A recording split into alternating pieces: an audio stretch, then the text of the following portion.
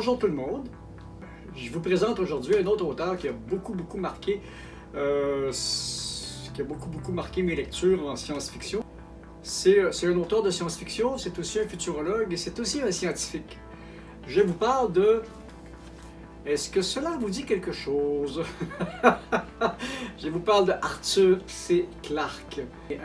Arthur C. Clarke est né en 1917 et il a servi dans la Deuxième Guerre mondiale comme spécialiste radar. Il a commencé à vendre des histoires de science-fiction, et des nouvelles et des histoires de science-fiction après la guerre. Et dans les années 50, il en a fait un métier à temps plein. En langue anglaise, c'est un des grands avec Isaac Asimov, avec Arthur Haley. Puis, pendant la Deuxième Guerre mondiale, il a travaillé comme technicien radar et pendant la Deuxième Guerre mondiale, il a travaillé sur les systèmes de détection d'alerte radar. Il a travaillé aussi avec Stanley Kubrick sur certains projets. On l'a vraiment découvert mondialement à partir de 2001, l'Odyssée de l'espace. Mais si tout le monde connaît 2001, l'Odyssée de l'espace, qui est celui-là, moi, ce qui est le fun, quand j'ai vu le film à l'époque, une certaine partie du film est dure à saisir, et pour vraiment apprécier toute l'affaire, fallait avoir lu le livre avant. Et avec mes amis, c'était ça qui était difficile, c'est qu'on a regardé ça, il était comme... Non, on ne sait pas, parce que c'était pas, en partant, c'était pas tellement des amateurs de science-fiction. Puis en plus, déjà le film 2001 est monté avec beaucoup de musique classique et beaucoup d'images qui étaient pour l'époque étaient assez effrayantes et assez bien faites. Et puis ce que l'on sait, c'est qu'après avoir trouvé ça sur la Lune et après avoir fait le voyage avec HAL, l'ordinateur super intelligent qui a pris en charge toute la mission et qu'il a éjecté les hommes de la mission, il y a eu un deuxième voyage pour aller récupérer le premier vaisseau. Un des satellites de Jupiter est classé comme parce que Jupiter, c'est un soleil qui a manqué son coup. Dans l'histoire, Jupiter était un soleil qui a manqué son coup, il avait passé de masse pour s'allumer.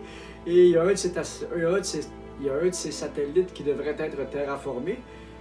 Alors, les entités qui ont bâti, les entités qui ont fait ça ici, là, eux autres vont continuer le travail et vont interdire aux hommes d'accéder à ce monde-là.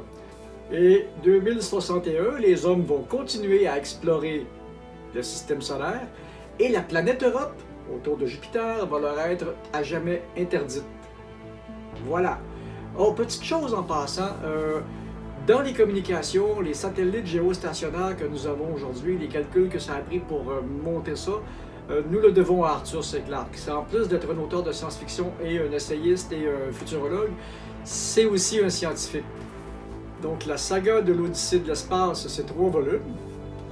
Tout le monde connaît celui-là, mais quand je parle des 2 autres, personne ne les connaît.